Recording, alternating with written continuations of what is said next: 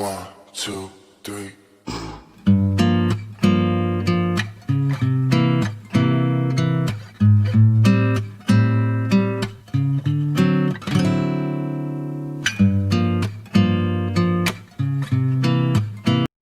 Assalamualaikum warahmatullahi wabarakatuh.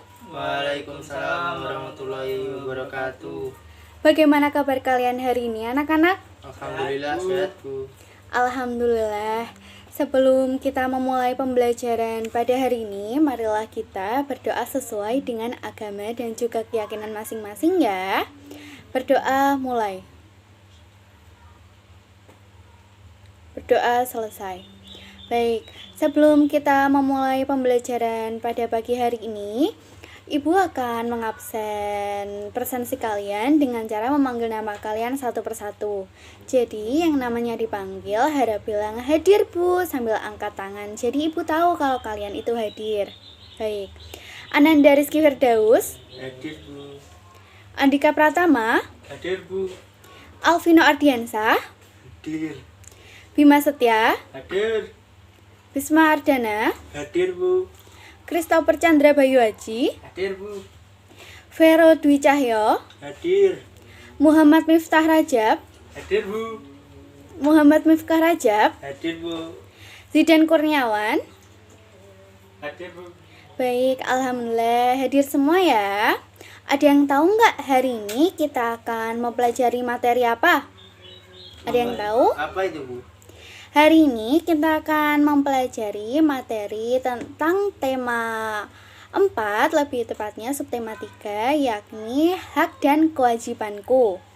Ada yang tahu nggak apa sih hak itu atau apa sih kewajiban itu? Ada yang tahu nggak? Enggak Bu. Baik, Ibu jelaskan ya.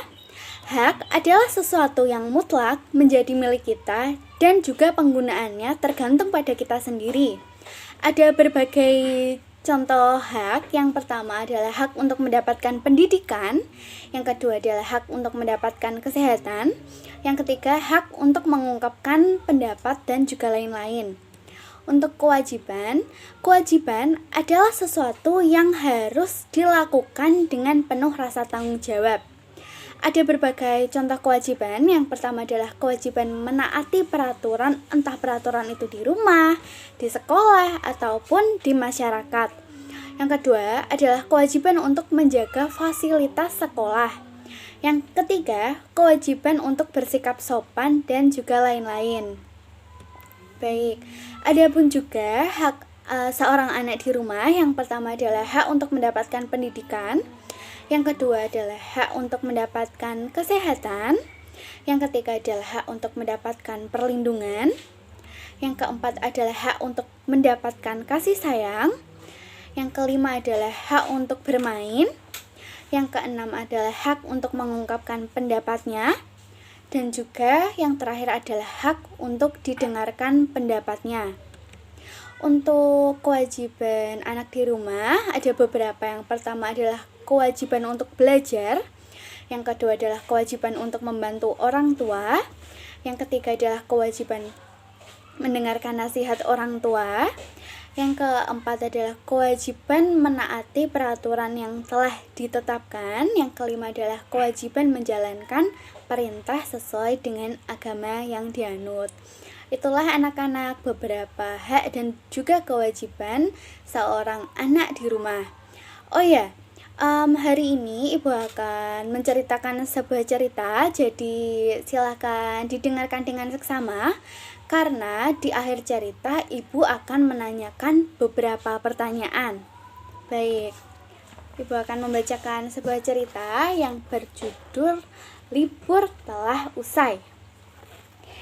Libur telah usai, dan saatnya para siswa kembali untuk menjalankan kewajiban mereka, yakni bersekolah.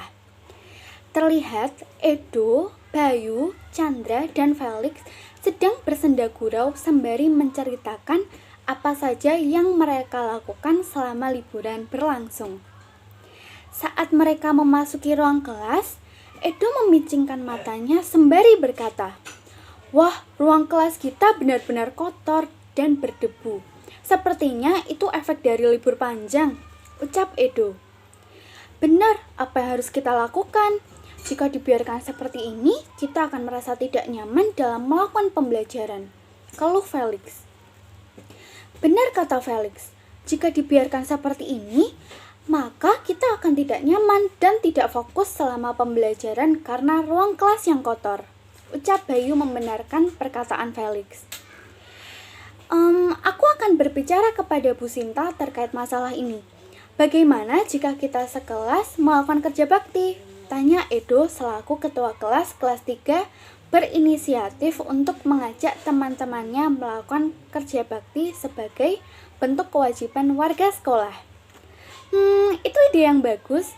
Tunggu teman-teman berdatangan dahulu, lalu kita dapat melakukan kerja bakti bersama-sama. Ucap Chandra. Baiklah, aku akan meminta izin kepada Bu Sinta agar kita dapat melakukan kerja bakti. Sahut Edo. Setelahnya, ia meninggalkan ruangan kelas untuk mencari Bu Sinta.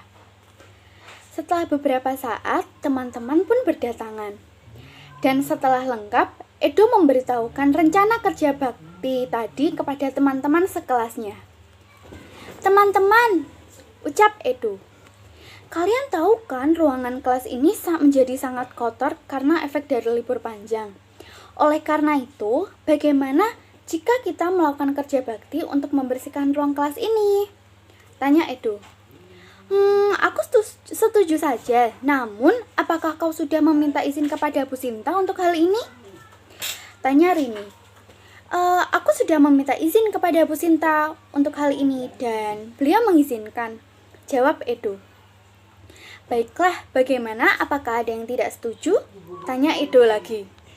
Bagaimana dengan alat-alatnya? Tanya Dita. Kita dapat meminjam alat-alat yang dibutuhkan di Pak Penjaga Sekolah, saran Felix. Benar, karena kita sudah mempunyai sapu, kita dapat meminjam kain bekas yang ada di gudang untuk membersihkan jendela serta segala sesuatu yang berdebu. Ucap Edo. Mereka pun segera memulai untuk membersihkan ruang kelas. Mereka membagi tugas agar seluruh warga kelas bekerja. Ada yang menyapu, ada yang membersihkan papan tulis, ada yang menata meja guru, ada pula yang membersihkan jendela ruang kelas. Tak lama kemudian, Bu Sinta pun datang, sembari membawakan beberapa minuman. Anak-anak, Ibu membawakan kalian minuman. Silahkan yang harus meminum minuman ini ya, ucap Bu Sinta. Baik Bu, sahut mereka.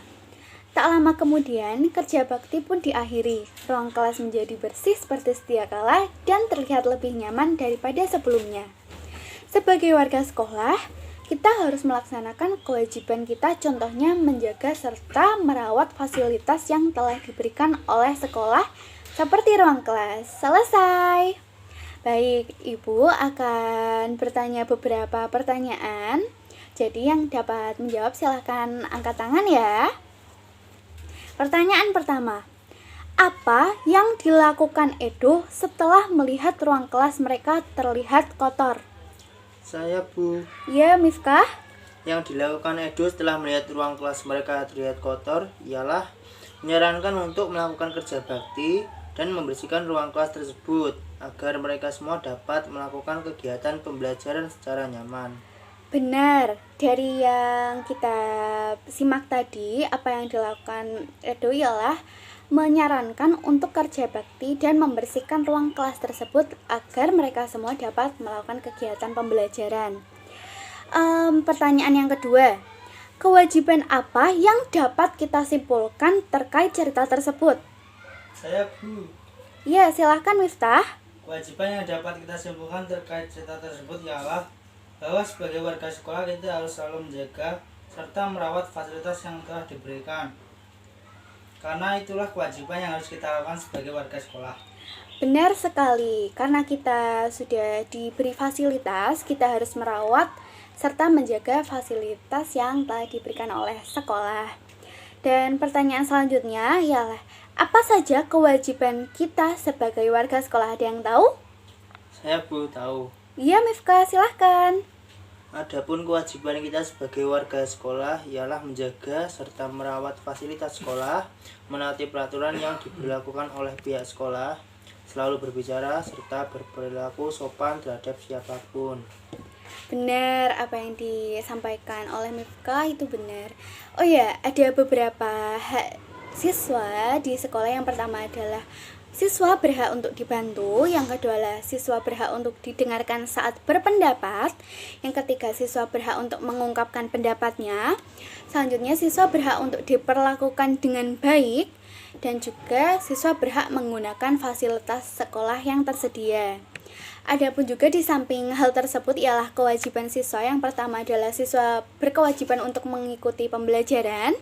Yang kedua adalah kewajiban mengikuti upacara bendera yang diselenggarakan setiap hari Senin. Yang ketiga, kewajiban untuk berbicara dengan sopan. Selanjutnya, kewajiban untuk menaati peraturan di sekolah. Dan juga kewajiban untuk menjaga fasilitas yang ada di lingkungan sekolah. Baik, sejauh ini apakah ada sesuatu yang ingin ditanyakan atau sesuatu yang kurang dipahami? Sejauh ini paham Bu. Ya, alhamdulillah ya jika paham. Sebelum kita mengakhiri pembelajaran pada siang hari ini, marilah kita berdoa sesuai dengan agama dan juga keyakinan masing-masing. Berdoa mulai. Berdoa selesai. Baik. Sekian pembelajaran dari Ibu. Ibu minta maaf jika salah kata ataupun perbuatan. Wassalamualaikum warahmatullahi wabarakatuh. Waalaikumsalam warahmatullahi wabarakatuh. 1, 2, 3.